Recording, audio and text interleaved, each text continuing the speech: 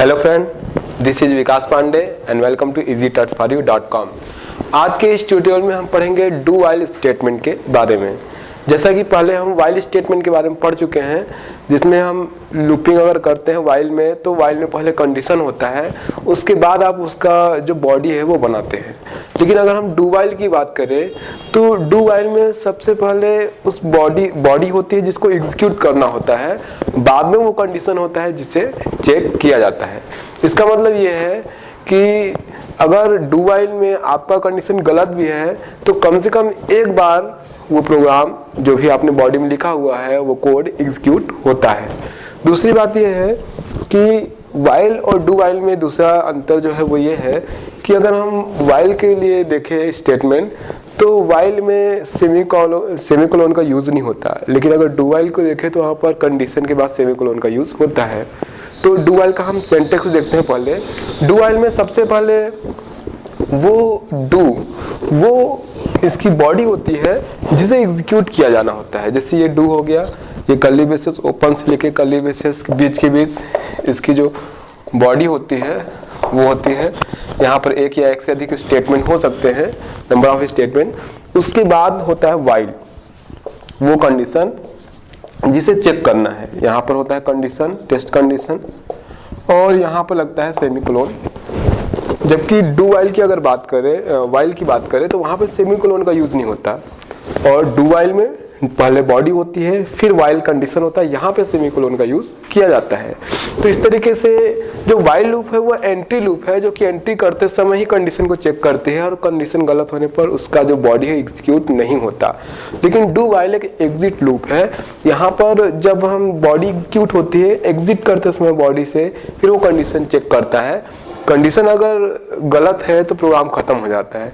इसका मतलब ये है कि अगर कंडीशन गलत है पहली बार में ही तो भी कम से कम एक बार इसकी बॉडी एग्जीक्यूट होती है, और अगर सही है तो फिर वो कंटिन्यू एग्जीक्यूट होती है। इस तरीके से तो व्हाइल और डू व्हाइल में ये थोड़े से अंतर हैं। अब हम एक प्रोग्राम बनाएंगे, जैसा कि मैंने बताया कि व्हाइल और डू व्हाइल ये दोनों ही लूपिंग स्टेटमेंट के लिए यूज होता है, लूपिंग के लिए यूज होता है। तो आपने जो प्रोग्राम व्हाइल में बनाया इसके पहले वो डू व्हाइल में भी बनाया जा सकता है। मैं यहाँ पर एक सिंपल सा डू व्हाइल समझने के लिए, आपको समझाने के लिए एक छोटा सा सिंपल सा प्रोग्राम बना रहा हूँ, जहाँ पर हम 1 to 100 के बीच के जितने भी इवन नंबर होते हैं उसको स्क्रीन पर प्रिंट कराएंगे, जिसको हम डू व्हाइल स्टेटमेंट के द्वारा बनाने वाले हैं। स्टार्ट करते हैं अपना प्रोग्राम। हम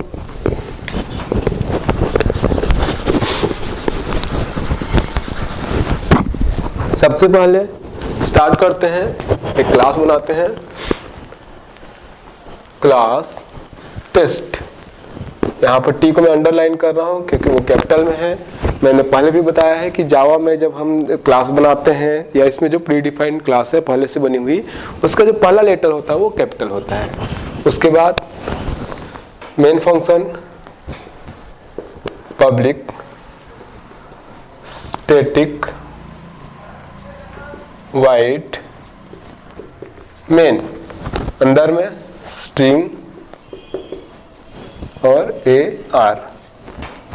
यहाँ पर S कैपिटल है, उसको अंडरलाइन कर रहा हूं मैं, ये स्टार्ट। तो इस तरीके से हमने टेस्ट क्लास बनाया और मेन फंक्शन लिखा public static wide main string AR। अब यहाँ पर हमको डू व्हाइल स्टेटमेंट में 1 to 100 के बीच में जो भी इवन नंबर होते हैं उनको प्रिंट कराना है। तो उसके लिए मैं एक वेरिएबल बना लेता हूँ यहाँ पर, int number is equal to. क्योंकि मैं यहाँ जो प्रोग्राम बनाने वाला हूँ वो 1 to 100 के बीच के इवन नंबर का है, और इवन नंबर जो स्टार्ट होता है वो स्टार्ट होता है 2 से। तो इस तरीके से 2 से स्टार्ट, सबसे पहला जो इवन नंबर है वो 2 है, इसलिए हमने जो वेरिएबल इनिशियलाइज किया वैल्यू वो है 2। अब आगे हम प्रोग्राम बनाते हैं प्रिंट कराने के लिए। चूंकि हम डू व्हाइल से बना रहे हैं तो सबसे पहले इसकी बॉडी बनाते हैं, डू, और इसकी बॉडी बनाते हैं। बॉडी में उन स्टेटमेंट को लिखा जाता है जिसको एग्जीक्यूट करना है। तो हमें ये जो नंबर है इसकी वैल्यू प्रिंट करना है, साथ में इसकी वैल्यू को हर बार 2 से इंक्रीज करना है। 2 + 2 4 + 6 8 इस तरीके से, ताकि जो 1 to 100 के बीच के इवन नंबर वो स्क्रीन पर प्रिंट हो सके। तो सबसे पहली लाइन में लिखता हूं इस वेरिएबल की वैल्यू प्रिंट कराने के लिए system dot out dot print. यहां पर ये स्टेटमेंट हो गया system dot out dot print.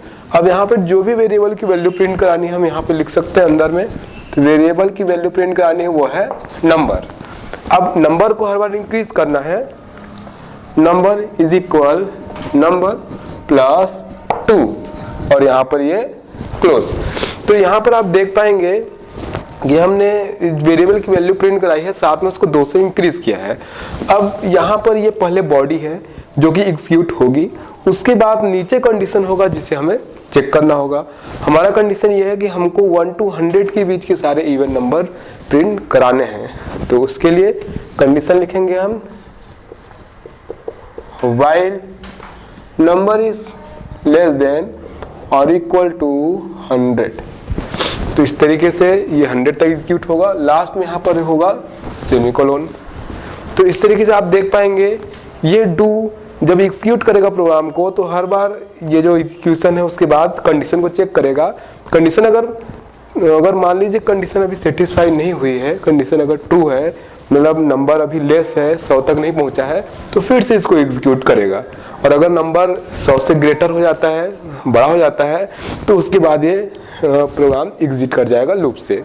अब इस तरीके से हमने डू व्हाइल लूप की बॉडी बना दी, ये पूरा लूप लिख दिया। अब इसको एग्जीक्यूट करने पर हमको 1 to 100 के बीच के इवन नंबर प्रिंट मिलेंगे। लास्ट में मेन प्रोग्राम को क्लोज करते हैं और उससे भी लास्ट में क्लास को क्लोज करते हैं।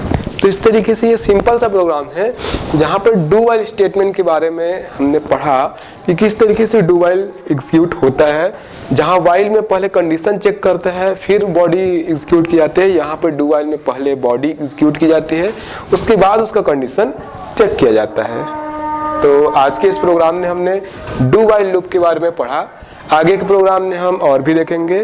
तब तक के लिए आप हमारी वेबसाइट easytouchforyou.com पे लॉगिन कर सकते हैं। तब तक के लिए बाय।